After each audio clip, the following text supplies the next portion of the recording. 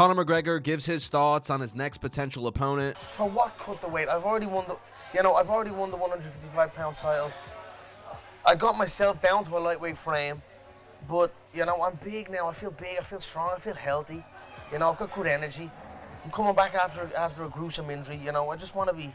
I do not want to deplete myself. There should be no need to deplete myself. Yeah, enough is enough with the disrespect that comes my way. You know what I mean? People are going to give me my respect for the many facets of my game, my fighting style and everything else. I'm going to waltz back into a title shot, make no mistake about it. I am not, it's that or I won't. You know what I mean? It has to be a title shot. What else can it fucking be? Well, I'm a fighter at the end of the day.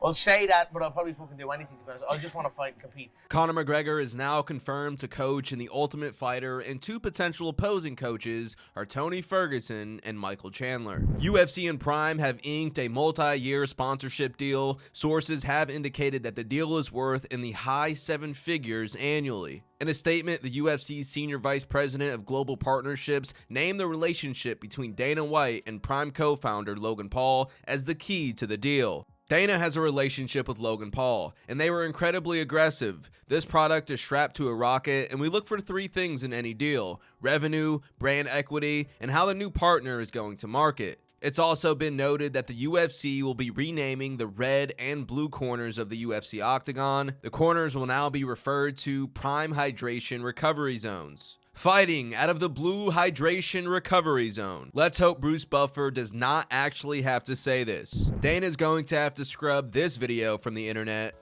At least Paul brothers haven't got my name out of their mouth, have they? The pair of clout chasers. Let's get on to the drinks, eh? Let's start with the facts. Prime, got 2 grams of sugar in it. Not a sugar. Hard drink.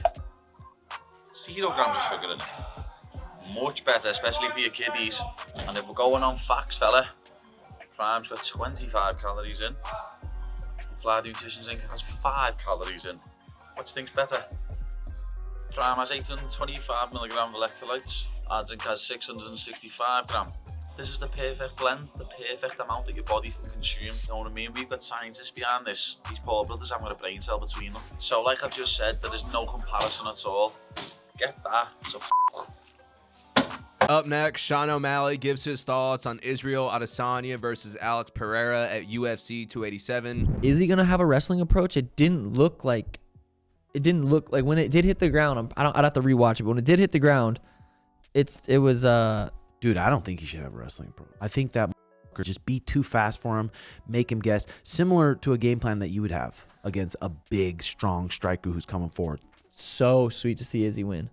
Get the belt back. It's nice the takedowns that you have, they're not like, I gotta explode and waste a bunch of energy. They're slick. Timing. They're both sides, Yeah. good timing, and then you're around the person's back. You can take the risk and say, hey, we're gonna go out and wrestle this guy for 5 rounds. But it's like, It's just you're not really your used to style. doing that Yeah. for years and years and years. You almost had that knocked out. Couple more seconds, maybe even one more second, and that left hook landed. Boom, boom. Follow up with that right hand. That could have been the fight. He was so hurt, but that just shows you how good, how tough Pereira was, and ready and prepared he was for that fight to be able to go 20 more minutes after getting damn near knocked out. That was super impressive. For that fucking fight. UFC 287 will take place on April 8th at a location to be announced. Up next, John Fury sends a message to Jake Paul ahead of his fight versus Tommy Fury. Quick video to Jake Paul and co. Jake, you think Tommy's not going to show up. You're going to be very disappointed and mistaken, because we're 1,000,000% going to be there. We can't wait to get this fight on with you, mate. There's no way in the world, in this entire world, this fight ain't going to happen, pal. So if you're dreaming in your own little boy's brain, thinking that we're not going to show up and Tommy's not going to fight you, mate, well, you're going to be very wrong. Be prepared to get taken out that ring on a stretcher, my friend, because that's what's happening to you. You've no chance at all. I don't give you any chance whatsoever. Not a remote chance. Not even a puncher's chance. And your last fight with De Silva, that fake thing where you missed him, mate, and he fell on the ground.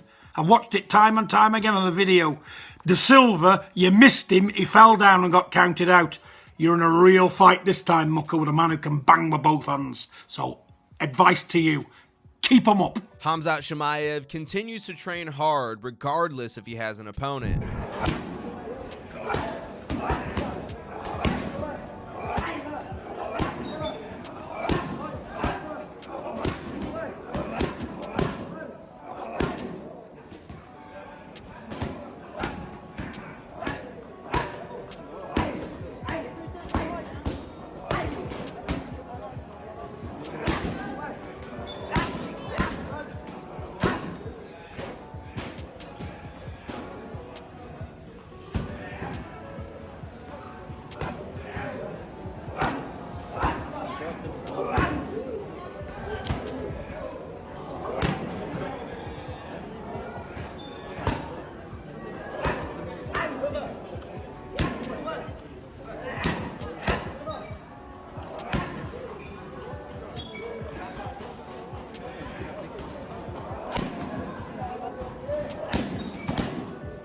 Before we end today's video, for everyone who made it to the end of the video, thank you so much for watching. I truly appreciate you. And before you leave this video, I want to get your opinion on how you feel of the direction the UFC is going in. Obviously, there's been a lot of controversy around the UFC with Dana White, with Power Slap, and now with this Prime sponsorship, and I see a lot of people questioning what direction is the UFC trying to go in. I see a lot of people were turned off by the Prime sponsorship. They don't like the idea of the UFC being in business with two YouTubers, especially with Logan Paul. Of course, a lot of people dislike the Paul brothers, and it seems like most people are not too excited about Power Slap. It's clear that the UFC knows what they're doing. They obviously know how to bring the biggest fighters in the octagon. They know how to make big events, and the UFC has been growing year after year. But the things that the UFC are doing outside of fighting have been pretty questionable. And I'm not saying I'm against the Prime sponsorship. I think Logan and KSI are both cool guys, but maybe there will be some ripple effect of a lot of people getting turned off of the UFC working with a YouTuber. And I know most casual fans probably couldn't care less of what business the UFC is doing, but if you're someone who's been following this product for years and years and years, I think that gives you the ability to look back and say,